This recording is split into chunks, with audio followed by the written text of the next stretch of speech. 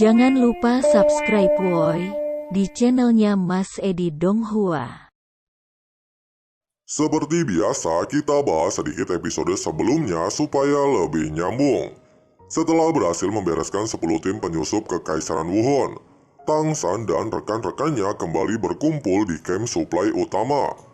Meskipun Ma Hongjun sempat terkejut dengan kemampuan Tang San saat ini, yang dengan mudah mampu membunuh seorang Feng Hao Dolo alias Krisan Dolo. Namun Tang San beranggapan, dia tidak memiliki pilihan lain. Terlebih lagi dalam sebuah perang dirinya tidak bisa memberikan rasa belas kasih kepada musuh. Di sisi lain, meskipun dikatakan pasukan Kekaisaran Wuhan telah siap untuk berperang dengan pasukan Tiando yang telah mendirikan camp selama beberapa hari di dekat Jieling Pass. Namun setelah mendapatkan laporan bahwa seluruh tim penyusup yang dikirim telah gagal melakukan tugas mereka. Terlebih lagi tim yang dipimpin oleh Krisan Dolo belum memberikan kabar. Akhirnya Bibi Dong memerintahkan untuk menarik mundur seluruh tim penyusup dan menunda untuk melakukan serangan susulan, serta berfokus untuk mengawasi camp pasukan Tiando. Sementara itu, merasa bahwa Bibi Dong tidak lagi mengirim pasukan susulan, Tang San segera membawa rekan-rekannya untuk kembali ke camp Tiando demi melaporkan kejadian yang telah mereka atasi kepada Jenderal Gelong. 各位英雄回去歇息吧，后续的事情我会安排人手车站在即。各位英雄，今天就先回去歇息吧。守护补给线是我们的分内之事。 Keesokan harinya, merasa bahwa seluruh pasukan suplai sudah dalam posisi yang aman, Xiu Beng memerintahkan Gelong untuk memulai aksi penyerangan secara paksa untuk menerobos gerbang Jieling Pass. Di bawah pimpinan Jenderal Gelong dan drum perang, satu persatu pasukan Tiando mulai membentuk sebuah barisan. Untuk serangan pertama, Kekaisaran Tiando mengutus 100.000 pasukan kavaleri, diikuti 4.000 pasukan Mastero dan 12.000 pasukan Tang. Sementara itu, menyaksikan bahwa Kekaisaran Tiando telah siap untuk memulai perang secara langsung, Bibi Dong memerintahkan beberapa pasukan kavaleri Legiun Naga Suci untuk membentuk sebuah barisan pertahanan. Kemudian diikuti oleh beberapa Mastero yang siap untuk melakukan serangan kejutan dan membuka 4 gerbang Jieling Pass. Setiap gerbang diisi oleh 4 pasukan yang dipimpin oleh 4 ketua dari 7 sekte teratas. 挑战武魂帝国权威，你们的前方从无敌手。我武魂帝国的精锐终于让我发现了破绽。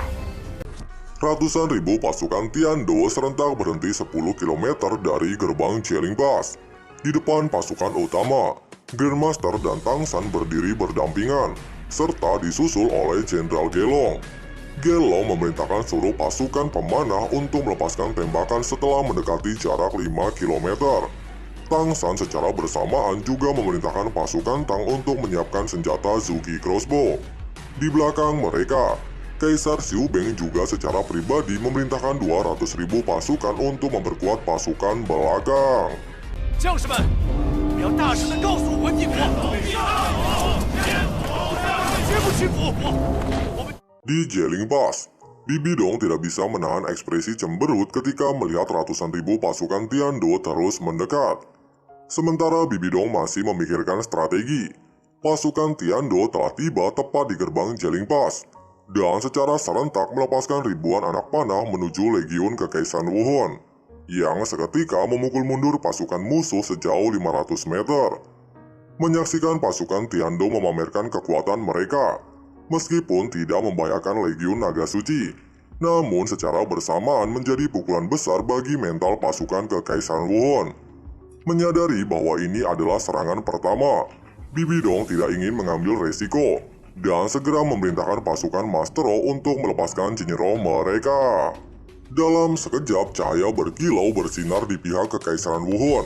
10.000 Mastero yang melepaskan Jinro merupakan pemandangan yang menakjubkan, yang seketika membuat pasukan militer Kekaisaran Tiando gemetar.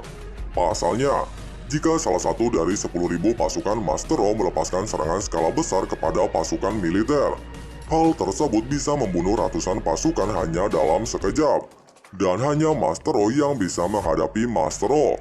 Menyadari bahwa pasukannya tidak akan mampu untuk menghadapi pasukan Mastero, Gelong segera meminta Tang San dan Grandmaster untuk memberikan perintah selanjutnya. Tanpa pikir panjang, Grandmaster memerintahkan 4.000 pasukan Master Roh untuk melepaskan Jinro mereka.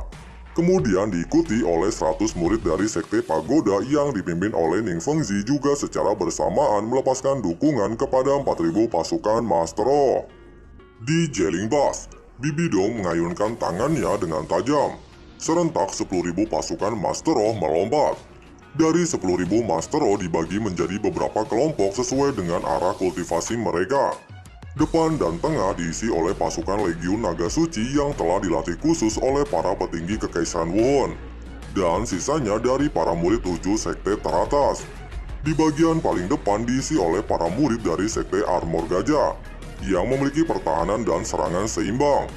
Dipimpin oleh Ketua Sekte Huyan Zhen, ratusan muridnya melepaskan kekuatan roh dan menyerang secara serentak menuju pasukan kavaleri kerajaan Tiando.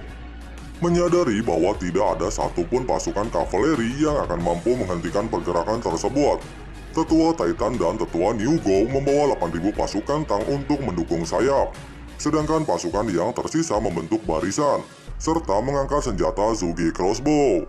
Tang San berpesan, tanpa perintah darinya, tidak ada satupun yang diizinkan untuk menembakkan panah tersebut. Dan jika dirinya tidak ada di posisinya, maka pasukan Tang harus mendengarkan perintah dari Grandmaster. Lebih dari 2.000 murid Sekte Tang berbaris di depan Tang San, Grandmaster dan Marshal Gelong. Yang terjauh di depan adalah barisan depan yang dibentuk oleh barisan murid-murid Aula Pertahanan dan Aula Pengobatan. 2.000 Master Roh yang tersisa, serta 4.000 Master Roh bawaan Grandmaster semuanya telah siap menerima perintah.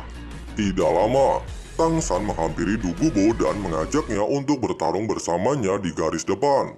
Sebelum pergi, Tang San mengatakan kepada Grandmaster bahwa dia menyerahkan posisi ini kepada dirinya dan Jenderal Gelong. Pasalnya, pasukan musuh memiliki pertahanan yang cukup kuat, sehingga bisa mempengaruhi keefektivitasan senjata Zugi Crossbow.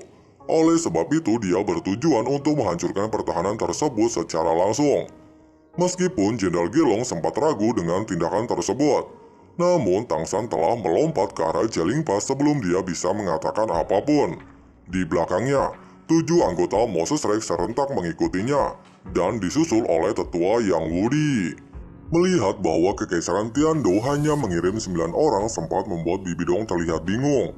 Namun ketika melihat bahwa orang yang memimpin adalah Tang San yang memegang Trisula Dewa Laut, seketika membuatnya benar-benar terkejut. Menyadari bahwa Tang San bisa mengancam seluruh pasukannya, Bibi Dong secara pribadi membawa beberapa tetua untuk secara langsung menghadapinya. Namun dengan kecepatan terbang Tang San, ditambah lagi dia telah berada dalam jarak terdekat dengan pasukan Legiun Naga Suci. Tanpa pikir panjang, Tang San mengayunkan Trisula Dewa Laut tepat ke arah Huyan Zhen sebagai pemimpin pasukan. Melihat serangan Tang San melesat ke arahnya, terlebih lagi senjata tersebut tidak mengandung jejak kekuatan roh. Dia justru tertawa keras, bahkan tidak memiliki niat sedikit pun untuk mundur. Seluruh tubuh Huyan Zhen tiba-tiba bersinar, dan menggunakan bentuk Martial Soul-nya untuk mencoba memblokir Trisula Dewa Laut. Dijelaskan, dalam hal pertahanan, Martial Soul Gajah Mamon dikatakan berada di urutan kedua setelah badak berlapis milik Tetua New Gao. Meskipun Huyan Zhen sendiri belum mencapai level Feng Hao Dolo, namun dalam kebanyakan kasus, tidak ada satu serangan pun dari seorang Feng Hao Dolo yang mampu menembus pertahanannya. Oleh sebab itu, dengan rasa percaya diri, Huyan Zhen memenuhi serangan Tang San. Melihat hal itu, Bibi Dong berteriak kepada Huyan Zhen untuk tidak menghadapi secara langsung Trisula Dewa Laut. Namun sayangnya peringatan Bibi Dong sedikit terlambat. Ledakan keras bergema. Dalam ledakan tersebut, meskipun Trisula Dewa Laut tidak menembus tubuh Huyan Zhen, namun setengah dari Trisula Dewa Laut telah menembus bentuk avatar-nya. Tanpa tanda-tanda kehidupan, Huyan Zhen tewas seketika dalam serangan tersebut. Salah satu ketua dari 7 sekte teratas dengan peringkat 89, Ketua Sekte Huyan Zhen tewas oleh serangan tunggal Tang San. Nah, karena alur cerita di episode 223 nanti akan sedikit berbeda dari versi novelnya, atau bisa dikatakan ada perubahan alur cerita. Jadi Mimin tidak bisa spoiler lebih jauh. Oleh sebab itu sampai di sini dulu ya bocoran alur cerita episode 223-nya.